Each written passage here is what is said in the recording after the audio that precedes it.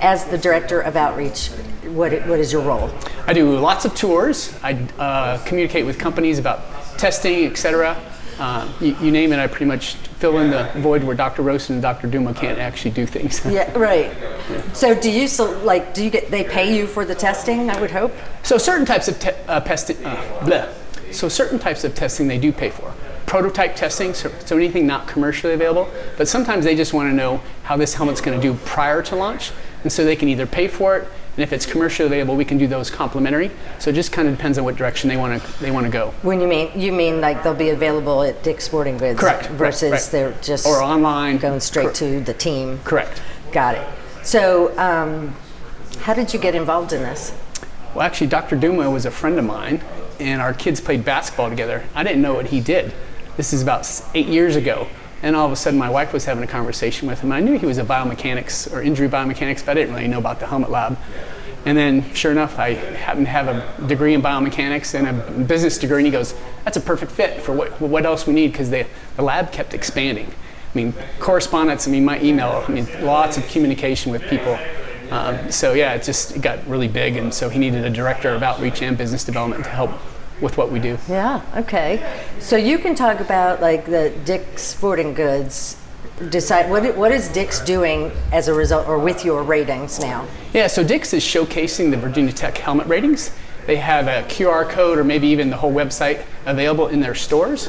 And people may not know this, but when you buy a helmet, all helmets have to be certified. But the certifications are pass or fail, and the threshold to pass is catastrophic head injury. Well, the Virginia Tech Helmet Lab, we go a step further. Wait 1 second. Hey, quiet on the set! Sorry, it was getting a little loud. Sorry. Yeah. So start that over again. Okay. Dick's. So most people don't know this, but when you buy a helmet, the helmets have to pass a certification. The certifications are pass-fail, and the point to pass is the threshold for catastrophic head injury. The Virginia Tech Helmet Lab supplements those mandatory certifications with real-world sport-specific helmet ratings. So in other words, we figure out how do you hit your head playing football? How do you hit your head if you fall off your horse? And then we design test protocols for those types of environments or head impacts, and we rate and order the helmets based on those test results. And so, is Dick's only using your 5 ratings, or they're putting the ratings on the helmets, or I know you said QR code, but yeah. So they're referencing our Virginia Tech helmet ratings. So consumers, picking helmets right there, can see the entire Virginia Tech helmet ratings, football helmets, and they can see the rank order of those helmets. And again, so you have no idea if you're looking at helmet A and helmet B in the store, which one's safer than another, because they both pass the basic certification. But just like any other product on the market, there can be huge product differentiation, even between the best 5-star and the worst 5-star. Right. And so they're using it's great to inform the consumers. It's great for us because they help us inform consumers. It's part of our public service mission. Yeah. So just in case we didn't get all of the helmets, what all helmets are you testing? Have you been testing since football? Correct. So currently we have 9 star ratings: varsity football, youth tackle football, flag football, soccer, ice hockey, whitewater sports, snow sports, cycling, and equestrian. I think those are the 9. Did I miss one? I think I got No, it. but and then so construction will be 10? And yep, safety helmets, hard hats will be 10, and then we have rugby and youth hockey coming out really soon as well. So we keep building on what we do, which is great. Inform consumers on differences in helmet performance. So can you explain how the test works? Like what's happening over there? Yeah, so what we do impact tests, and each test rig is kind of unique. The physics behind those, and the reason why we have different test rigs is because you fall in different environments and the impacts are different. So we want to best represent those real world head impacts. And so we have a variety of test rigs, energy levels, angles, locations, etc., that are sport specific, environment specific, and that's how we operate. So you have to program it in how it's going to do its angle of hitting, right? Yep. So we have target tables and different halos that hold the helmets in specific locations. So when they drop and or get hit by the impact device, that they're in the locations that we desire. Like this if it's they so usually the back land of the head, on their head, side of the head. Yeah. So it just depends on the sport and what happens in the real world. We want to best represent those. Yes. And so he said that you guys, you plural, go out in the field. to see a game in progress and watch how they fall? Yeah, sometimes it depends on the sport. You know, if it's not video captured, we don't really know how you hit your head if you fall off your bike. So there's different research methods we use to figure out exactly what happened. And then again, we build test rigs to best represent those here in the lab in a standardized protocol. So when you go to a football game, are you like, he fell on his back, he hit his head on the side? Like, does that always come into your head, helmets? We did lots of research back in the day, and every impact was recorded for several years. And so we have a really good idea of what football players are typically exposed to, and we use 4 locations and 3 energy levels, so 12 test conditions, which is pretty robust.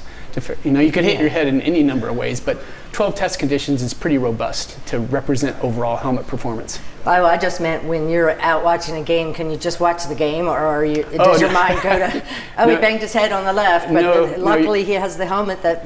No, you're right. We're always looking at headbacks and just go, wow, that was head to ground, head to elbow, head to knee, helmet to helmet. Yeah. All those, we're always like, wow, ooh, that looks really bad. Yeah. And the amazing thing is most of the time they get up and walk away.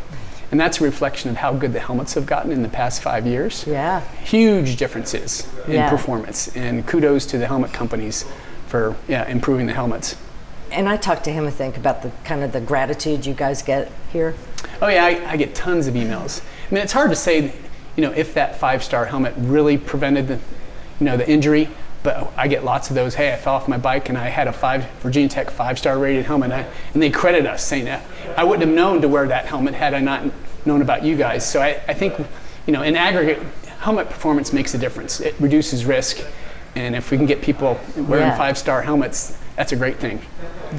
So Virginia Tech's ratings carry a great deal of weight. Yeah, we've become internationally pretty much well known, and we have companies all over the globe come to test in our lab here to make sure their helmets are, you know, doing well in comparison to other helmets on the market.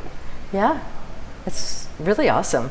Yeah, thank you. How much it's grown since 2006. It's just leaps and bounds, right? Only 27 years. Yeah. We launched, the first ratings were launched in 2011, so we're 14 years in with official ratings. Okay. But you know, we did a couple years, 5 years of research prior to that, so we keep building the portfolio. We test all the toys for Hasbro, which do Nerf darts, Nerf toys, so eye injuries. So we do all the testing for them, which is cool and fun. Yep. That would be fun. And just so your listeners know, there's a big difference between official Nerf toys and then the knockoffs. The knockoffs tend to be harder plastic, and then if you're getting to a point blank, you know, shooting with a dart or a pellet or whatever they are, there's big differences in the real Nerf versus the other ones. Yep. But do you have Nerf games? We don't really have too many battles, but if we do, we'd have goggles on. Yeah. That's interesting. What other Hasbro toys do you test?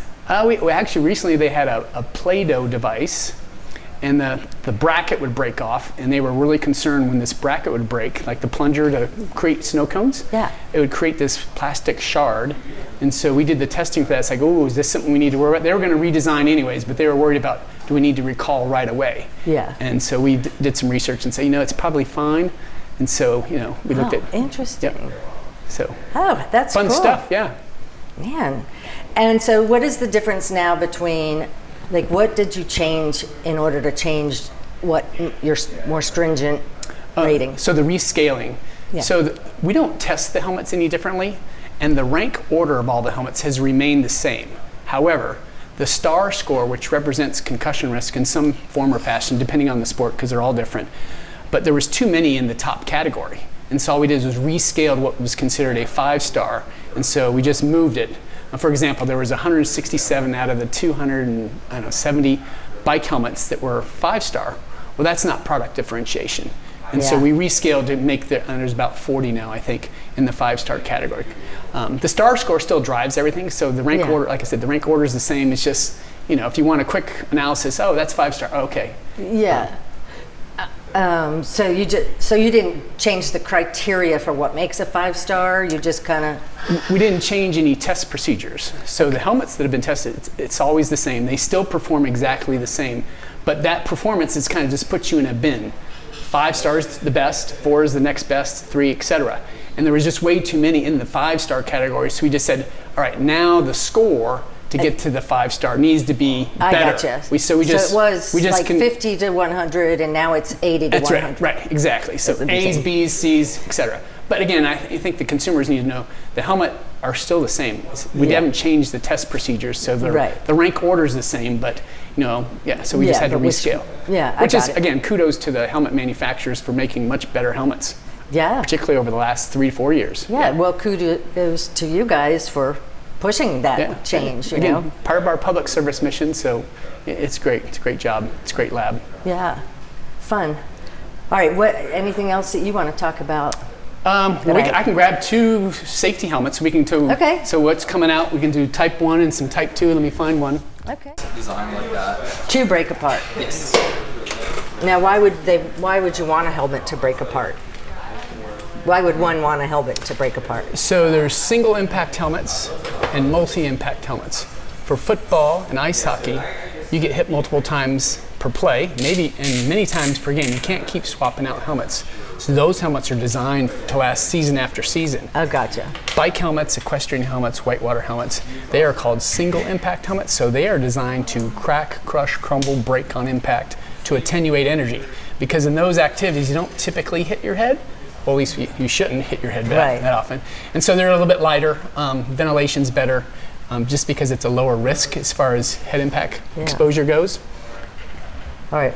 So in this scenario, this is we call it a drop tower. This is called our bike tower. In this scenario, so if you were skiing or cycling, you have a lot of horizontal velocity, right? So you're moving along horizontally, then you fall vertically, so your head's falling to hit the ground, but by the time it hits the ground, it's going to hit at an angle most likely. For bikes, it tends to be about 45 degrees. And so instead of creating a test rig that does that, which would be really difficult to mimic, we're going to drop vertically onto a 45-degree anvil to simulate that same angle. And then in this scenario, we also put sandpaper on there to simulate road grit. Surface friction makes a huge difference in how your helmet and your head respond to that surface. And so this halo is going to hold the helmet in the head form in the exact location we want. It's very tedious, X, Y, Z, and those probes hold it, and then the halo goes around the anvil to make sure that we're in the right location. So we do our tests. So when you put that on, how did you know it's exactly in the exact right location? So when we do actual tests, this piece will be inside the head, and then I have an app on my phone that I can see checks the your angles. Yeah, we use this for the X and Y, and then this, you can see like this 60, 120, those are the actual angles of the Z. So like this side being negative, this side being positive. And then we line that up with a laser. Like for this test, it was negative 75. So I'll line the laser up, and then I can see using the creases in the head, lining it up and going down. So, and we also have like a plus and minus. That's cool. 5 degree. So it really is very precise how you have to do that.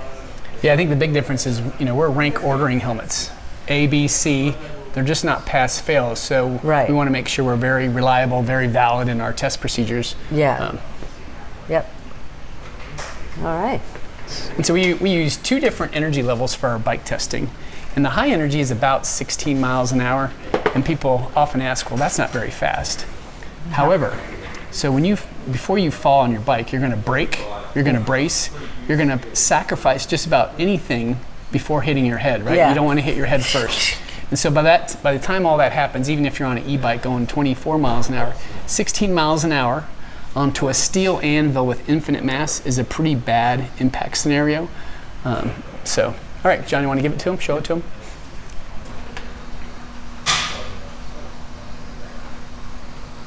So that top part just holds the head form from rattling around.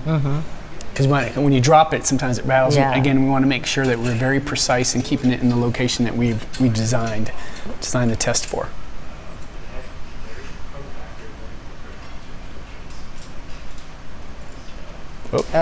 Fumble! It's me putting together a cabinet yesterday. Kept dropping the screws.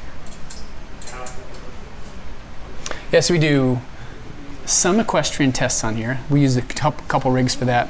We do bike testing. We do snow sport testing on here. When we do the snow sport, we use a couple different angles, but we take the sandpaper off. Yeah, and it's amazing what the helmet does without friction. It just kind of bounces, or it slides the opposite way. When we do this one, you're gonna see this one. We're gonna impart lots of rotation because of that sandpaper and that angle. So Just tell us when you're ready, Jeff. I'm ready. All right. All right. Dropping. Yo. So that's a bad impact. The head That's- fell off. Not really. Oh, so it It's- stayed intact though, right? Is that good or bad? It stayed on the head. So what you want the helmet to do, this is a concept we call decoupling. It's cushiony. Right, so you want the helmet to absorb energy, move independently of your head just for a split second or two, and that's going to absorb energy and reduce overall head kinematics of the response. So even a football helmet's going to decouple, kind of like your car. So you, the driver, what happens if you get in a car crash? The front end crushes, Yeah. it moves independently before it moves you, the driver. If you can spread out the duration of the impact, it reduces those peak values. Now, obviously, the best thing is a nice, slow, gradual stop, right? Well, that doesn't happen in the real world. But the more time you can buy, the more decoupling, the more energy that the helmet and or your car absorbs, less goes to your head. And that's kind of what the helmets are after and what your car is after.